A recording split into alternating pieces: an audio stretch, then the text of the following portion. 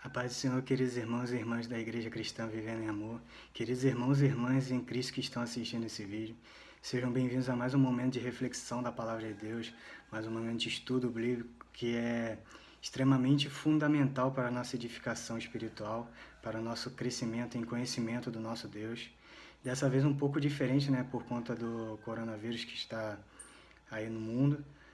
Nós não podemos nos abraçar, não podemos nos cumprimentar, mas eu creio que nesse momento seja a atitude correta, crendo naquilo que está escrito lá em Romanos 13, do versículo 1 ao 7, que toda autoridade é dada por Deus e que nós devemos respeitar as atitudes tomadas pelos nossos governantes, pois a autoridade que foi dada a ele foi dada pelo próprio Deus. E também crendo no segundo mandamento que o próprio Jesus instituiu lá no Evangelho de Marcos, capítulo 12, do versículo 31, que é amar ao próximo como a ti mesmo.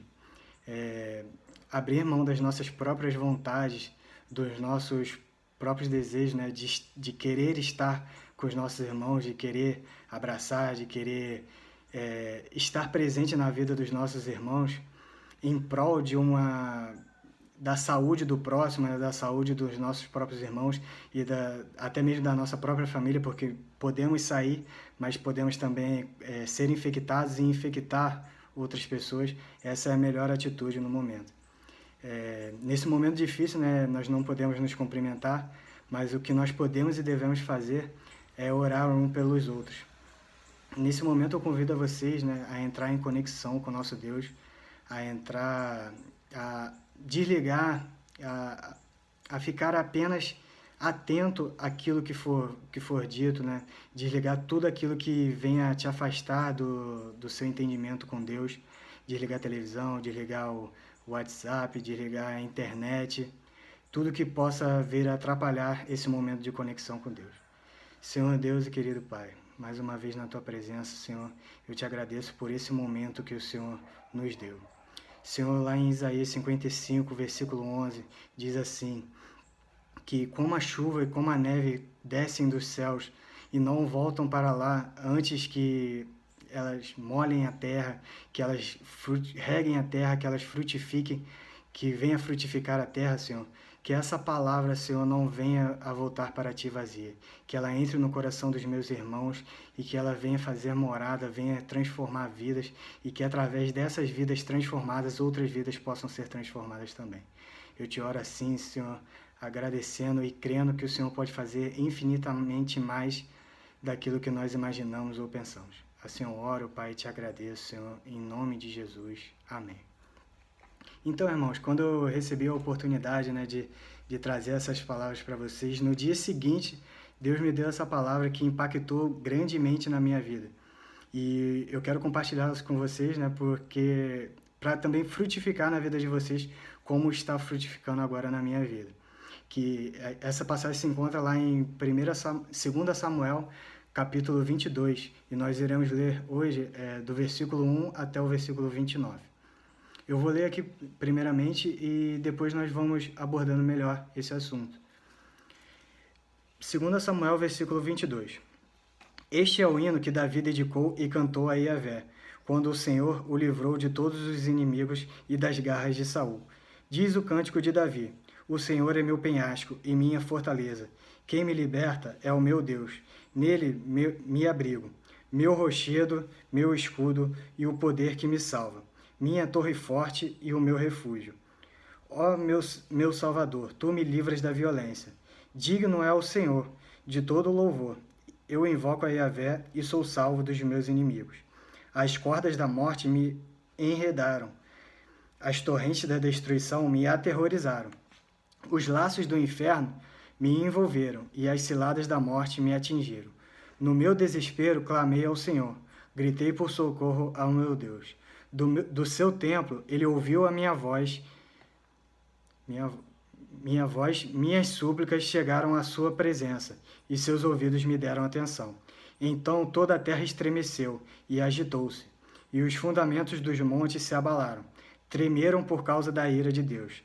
Das suas narinas subiu fumaça, da sua boca saíram brasas vivas de fogo devorador. Ele rompeu os céus e desceu. Nuvens escuras estavam sob os seus pés. Montou um querubim e voou, deslizando sobre as asas do vento. Fez das trevas um manto no qual se ocultou. Das nuvens escuras carregadas de água, o abrigo que o envolvia. Com o fulgor da tua presença, as nuvens se desfizeram em granizos e raios. Quando dos céus trovejou o Senhor e fez ressoar a voz do Altíssimo.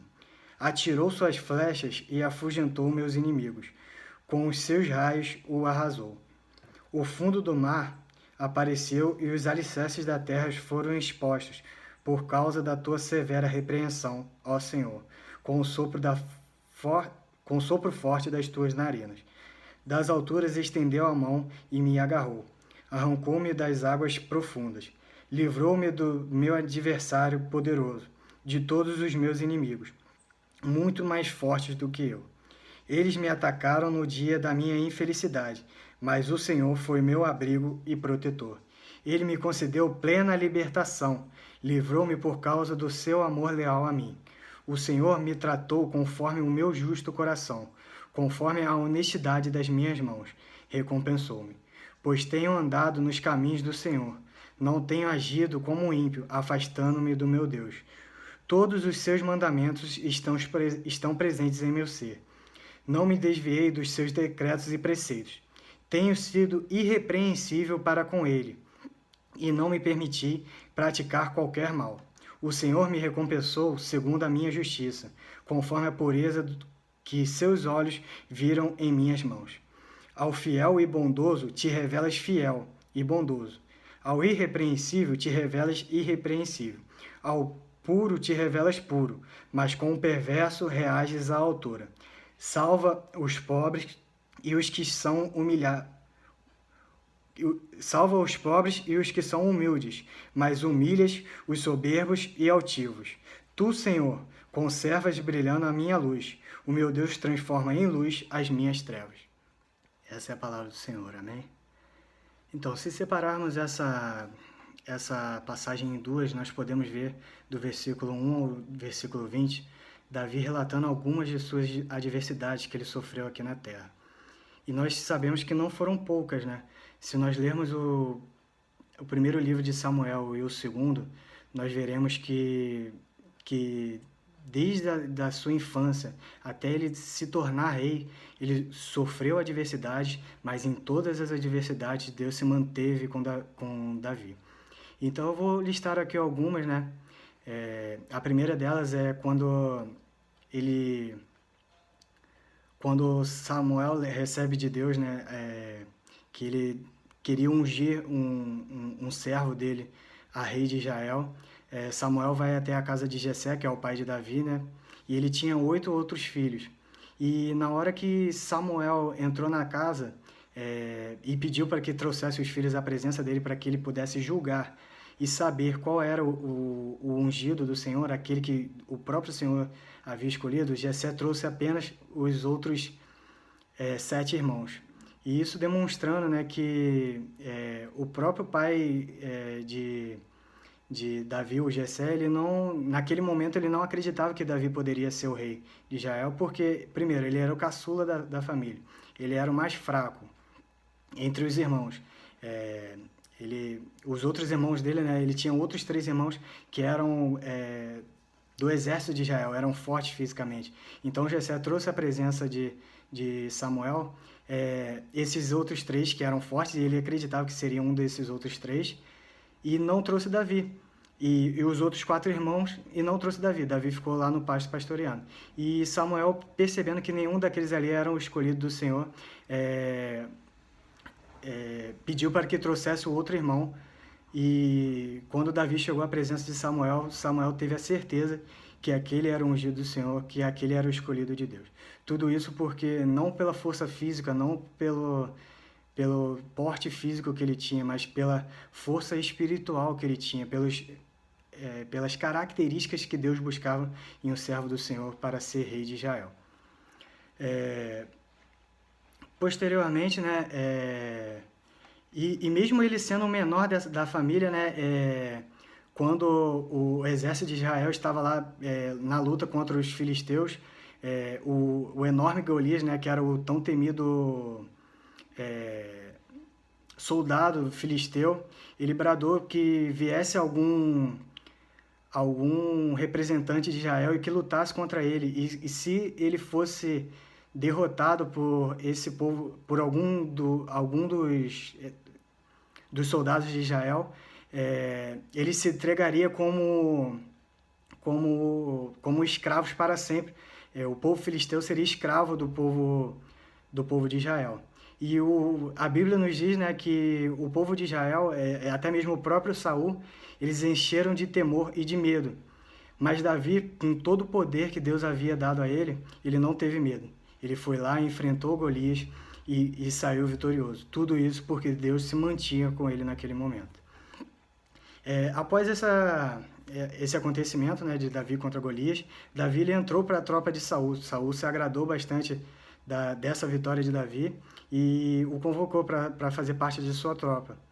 Porém, o povo, ao perceber das grandes vitórias que Davi havia feito no exército de Israel, ele se achava mais protegido por Davi do que o próprio Saul. Então eles entoavam um canto dizendo assim: Saul matou milhares, mas Davi matou milhares de milhares. E ao chegar esse canto, né, a Davi, ele se encheu de ira. E a Bíblia diz que o espírito de Yahvé que habitava em Saul deixou Saul e um espírito maligno passou a habitar na vida de Saul. E esse espírito maligno fez com que Saul perseguisse incessantemente atrás de Saul, atrás de Davi, a fim de matá-lo. Mas Deus, em todas essas tentativas de Saul, ele se fez presente na vida de Davi e não o deixou ser entregue à morte pelas mãos de Saul. Na verdade, né, Davi teve a oportunidade de exterminar essa ameaça, né? Por 2 vezes ele teve a oportunidade de matar Saul, e pelo espírito bondoso e justo que habitava nele, no Espírito de Deus que habitava nele, ele não fez, ele não matou Saul. Isso testificando as suas características, né? As características que o próprio Deus escolheu dentre todos aqueles que viviam em Israel, para ser o rei de Israel, né? Essas características foram essenciais para que Deus o escolhesse. Logo depois, né, desses acontecimentos, né, de todas as tentativas de Saul matar Davi, Davi se tornou verdadeiramente rei e escreveu esse cântico que nós lemos aqui anteriormente. E nesse cântico, né, como eu disse, ele expressa, né, diversas lutas que Davi teve contra diversos povos naquela época, e que de todas Deus o livrou. O que me chamou muita atenção nesses 19 primeiros versículos, o versículo 5 e o versículo 6, que eu vou ler novamente para vocês. As cordas da morte me enredaram, as torrentes da destruição me aterrorizaram, os laços do inferno me envolveram, e as ciladas da morte me atingiram. No meu desespero, clamei ao Senhor, gritei por socorro ao meu Deus. Do seu templo, ele ouviu a minha voz, minhas súplicas chegaram à sua presença e os seus ouvidos me deram atenção. Você quer ser como Davi, irmão? Você quer ser um homem vitorioso, um homem que Deus, o próprio Deus desceu da terra para poder defendê-lo, para poder fazê-lo vitorioso? Aí vem a sua parte, aquilo que você deve fazer com Deus. E olha, e note o que Davi fala, o que ele fez para que Deus observasse e visse justiça na vida dele. Lá em Atos, né, a gente vê o próprio Paulo falando que Davi foi um homem segundo o coração de Deus. E o que fez Deus olhar para Davi e ver nele um homem justo, um homem bondoso, um homem preparado para ser o rei de Israel. E é isso a gente vai ver no segundo tópico que a gente vai estudar agora, a partir do versículo 21, que eu vou ler agora para vocês. O Senhor me tratou conforme o meu justo coração, conforme a honestidade das minhas mãos, recompensou-me. Pois tenho andado nos caminhos do Senhor, não tenho agido como ímpio, afastando do meu Deus. Nesses 2 versículos a gente vê que Deus não fez nada além do que Davi já havia feito com ele. Ele apenas recompensou, ele não deu a mais. O Deus apenas recompensou a Davi por aquilo que ele já tinha feito, pelos caminhos que ele havia andado. Então Deus não fez nada a mais, ele apenas recompensou a Davi. Versículo 23. Todos os seus mandamentos estão presentes em meu ser. Não me desviei dos teus decretos e preceitos. Tenho sido irrepreensível para com ele e não me permiti praticar qualquer mal. Olha só o que Davi está dizendo. O que você deve fazer para que o próprio Deus desça na terra e lute pelas suas próprias causas. Você tem que ser irrepreensível, segundo a Deus. E o que é ser irrepreensível, segundo o dicionário, né? Só um minutinho. Ser irrepreensível, segundo o dicionário, aquele que não dá margem à repreensão ou censura, aquele que busca ser perfeito, ou seja, aquele que busca ser perfeito diante de Deus. O que você tem feito para ser perfeito diante de Deus? Você tem buscado em Deus? Você tem, nesse tempo de coronavírus, né, que nós estamos aqui com diversos tempos livres, você tem se dedicado a conhecer mais seu Deus, tem orado mais, tem buscado mais na palavra de Deus, conhecer a Deus? Tudo isso conta para você buscar ser perfeito, para buscar perfeição. A perfeição só vai vir com você errando e tentando ser perfeito na palavra de Deus, ser irrepreensível, que Deus olhe para você e que Ele não veja nenhuma repreensão ou censura. E isso você só vai alcançar lendo e vivendo a palavra de Deus. Queridos, eu não sei qual tem sido as suas batalhas, eu não sei qual tem sido os seus medos, eu não sei o que você tem passado durante esse tempo. Eu não sei se você tem enchido seu coração de medo com essa enxurrada de informações negativas que tem vindo aí nos noticiários, até mesmo nos grupos de WhatsApp sobre o coronavírus. Eu não sei se você tem deixado se afligir nesse momento, mas Deus, Ele trouxe aqui uma palavra para a gente poder meditar também. E, na verdade, eu disse que seriam 2 partes desse texto, mas, na verdade, são 3. E, a partir do versículo 26, a gente vai ver também uma passagem que a gente pode aplicar nesse problema atual que nós estamos vivendo nesse momento. Eu vou ler aqui para vocês, versículo 26 de 2 Samuel 22. Ao fiel e bondoso te revelas fiel e bondoso. Ao irrepreensível te revelas irrepreensível. Ao puro te revelas puro, mas ao perverso reages à altura.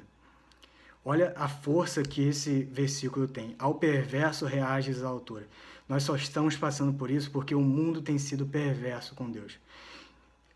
Incessantemente a gente vê isso nas televisões, nas novelas, nos jornais. A gente vê pessoas zombando da pessoa de Deus. E uma hora essa conta iria cair. Ao perverso, ele age com perversidade. Queridos, eu não estou trazendo essa palavra para que você venha a ficar com medo, para que vocês entrem em desespero. Mas a palavra de Deus, ela é clara enquanto a esse sentido. Ao perverso, ele trata com perversidade. A gente vê no mundo, a gente viu, infelizmente, a gente viu, né, nos noticiários aí, passando o carnaval, um traficante como sendo a figura de Jesus. E zombando da figura de Jesus. A gente viu a passeata gay zombando Jesus. A gente viu também no carnaval o diabo pesando em Jesus, vencendo Jesus. E a gente sabe que na Bíblia Jesus nunca saiu derrotado. Em nenhum momento da Bíblia a gente viu Jesus saindo derrotado, Jesus ficando abaixo do pé do diabo. Na verdade é o contrário, Jesus coloca os seus pés acima do diabo. Então, queridos, eu não quero trazer para vocês uma palavra que te traga medo, mas que te traga confiança. Porque se você se manter irrepreensível, se você se manter nos caminhos do Senhor, se você buscar a tua face, se você orar fervorosamente, você e sua família serão salvos. Use esse tempo que vocês têm em casa, que vocês estão trancafiados em casa, né? Estão presos com seus próprios familiares, e eu sei que tem sido um momento difícil, né? Porque o tempo inteiro junto e personalidades diferentes geram atrito, mas que vocês usem esse tempo não para brigar com os seus familiares, não para ficarem afastados uns dos outros, mas que vocês possam trazer edificação para a família de vocês. E eu creio que no final disso tudo, aqueles que perseverarem em Cristo, aqueles que buscarem a face de Cristo, sairão vivos e sairão com saúde de toda essa enfermidade. Eu encerro aqui essa mensagem, que vocês possam levar essa palavra não como um julgamento, mas que vocês possam analisar a sua própria vida, os seus caminhos, aquilo que você tem feito diante de Deus, que você busque analisar o seu próprio eu, faça uma autoanálise da sua vida e que Deus abençoe cada um de vocês, fiquem com Deus e eu creio que o melhor dele ainda está por vir.